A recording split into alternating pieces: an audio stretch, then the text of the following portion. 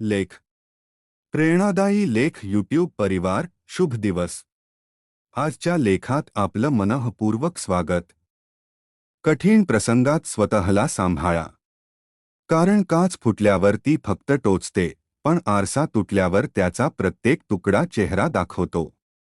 म्हणून आयुष्यातील प्रत्येक आव्हानाला आत्मविश्वासाने सामोरे जा. तुम्ही पराभूत होणार नाही, उलट अधिक सामर्थ्यवान व्हाल. यूट्यूब परिवार. माणसाच्या जीवनप्रवासात अनेक कठीण प्रसंग येतात आणि सध्या त्याची सुरुवात झालेली दिसत आहे. पेट्रोल, डिझेल, गॅस, सोने, प्रवास, हॉटेल, वाहने, शिक्षण, वाहतूक, बांधकाम साहित्य, आरोग्य सेवा, खाद्यपदार्थ, खाद्यतेल, कपडे, ते आणि औषधे यांच्या किमती वाढल्या आहेत. युद्धजन्य परिस्थितीमुळे संपूर्ण जगावर विपरीत परिणाम झाला असून सर्व वस्तू महाग झाल्या आहेत.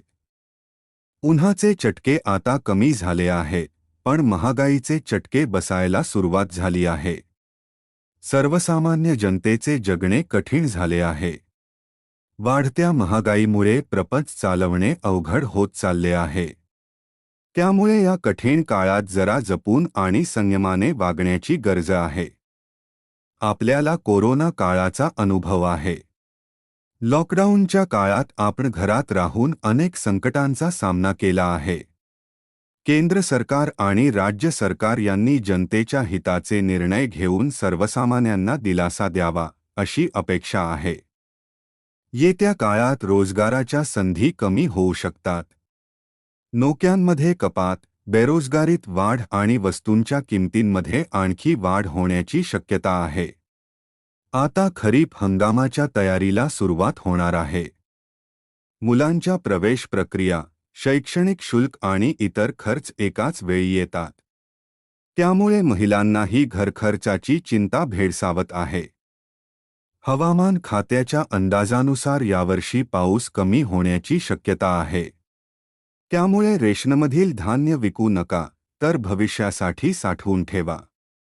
1972च्या दुष्काळाचा अनुभव जुन्या पिढीने घेतला आहे. त्या काळातील परिस्थिती कशी होती, हे जाणून घेण्यासाठी ज्येष्ठ व्यक्तींशी चर्चा करा. निदान मिरची भाकरीची तरी सोय होईल. इतर अनावश्यक खर्चावर नियंत्रण ठेवणे ही काळाची गरज आहे. संकटाची ही फक्त सुरुवात आहे. त्यामुळे प्रत्येक पाऊल जपून टाका. फुटलेली काच टोचणार नाही, याची काळजी घ्या. आरसा फुटला तरी त्याचा प्रत्येक तुकडा चेहरा दाखवतो, कारण त्यामागे दिलेला रंग आणि आधार त्याला टिकवून ठेवतो.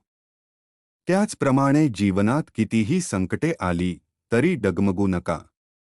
कारण तुमच्या पाठीशी विचारांचा, लेखांचा आणि आपल्या माणसांच्या प्रेमाचा आधार आहे. आपले लेख हे सुंदर मनांचा एक आरसाच आहे. प्रिय मित्रांनो, आजचा लेख तुम्हाला आवडला असेल तर प्रेमाचा एक लाईक नक्की करा. तुमच्या मनातील भावना आणि प्रतिक्रिया कॉमेंटमध्ये अवश्य व्यक्त करा. अशाच प्रेरणादायी लेखांचा सुवास प्रत्येक घरापर्यंत पोहोचवण्यासाठी आपल्या चॅनेलला सबस्क्राईब करा आणि बेल आयकन दाबून आमच्या परिवाराचा एक भाग बना. तुमचे प्रेम, आशीर्वाद आणि सहकार्य हेच आमच्यासाठी प्रेरणेचे खरे स्रोत आहेत. पुन्हा भेटूया एका नवीन आणि सुंदर लेखासह. तोपर्यंत धन्यवाद. नमस्कार. लेखक रमेश शेळके.